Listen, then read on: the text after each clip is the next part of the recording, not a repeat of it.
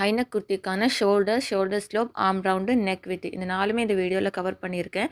இந்த 4 விஷயத்தையும் கரெக்டாக ஃபாலோ பண்ணினா ரிசல்ட் கண்டிப்பாக கிடைக்கும். பேக் நெக் டெப்த்து 1 இன்ச்சிலிருந்து 4 இன்ச் வரைக்கும் வச்சு ஒரு கார்மெண்ட் ஸ்டிச் பண்ணுறீங்க அப்படின்னா that is called high neck garment. First வந்து shoulder formula. Actual shoulder divided by ஷோல்டரில் எந்த ரிடக்ஷனும் பண்ணக்கூடாது. பாடியிலேருந்து நம்ம எவ்வளோ ஷோல்டர் எடுக்கிறோமோ ஸோ அதை 2ஆல் டிவைட் பண்ணி அப்படியே நம்ம மார்க் பண்ணணும். ஸோ அதுக்கப்புறம் ஷோல்டர் ஸ்லோப் வந்து பார்த்தீங்கன்னா 0.75லேருந்து 1 இன்ச் வரைக்கும் வைக்கலாம். 32 below 0.75, chest size 32 above 1 inch வந்து வைக்கலாம்.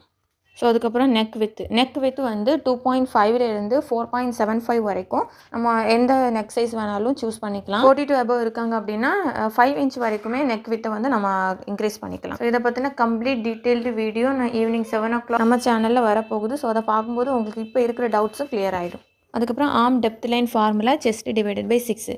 இந்த ஃபார்முலா அப்ளை பண்ணும்போது நமக்கு ஒரு ஆர்ம் டெப்த் லைனுக்கான அதாவது ஆர்ம் ரவுண்டுக்கான நியர்பை வேல்யூ மட்டும்தான் நமக்கு கிடைக்கும். ஸோ அதிலிருந்து நம்மளோட ஆர்ம் ஹோல் ரவுண்டை பொறுத்து இந்த லென்த் வந்து சேஞ்ச் ஆகும். அதுக்கப்புறம் ஆர்ம் ஹோல் ரவுண்டு இது வந்து ஹைனக் குர்த்தி அப்படின்றதுனால நமக்கு கிடைக்கிற ஆர்ம் ரவுண்ட்லேருந்து கம்பல்சரி 1 இன்ச் வந்து நம்ம ஆட் பண்ணணும். இப்போ என்னோட ஆர்ம் ரவுண்டு 15 இன்ச் அப்படின்னா அது கூட ப்ளஸ் 1 இன்ச் ஆட் பண்ணி 16 டிவைடட் பை 2 போட்டு கிடைக்கிற வேல்யூவை தான் நம்ம அந்த ஆர்ம் ரவுண்டாக மார்க் பண்ணணும். இந்த வீடியோவில் ஏதாச்சும் டவுட் இருக்குது அப்படின்னா கமெண்ட் செக்ஷனில் கேளுங்க.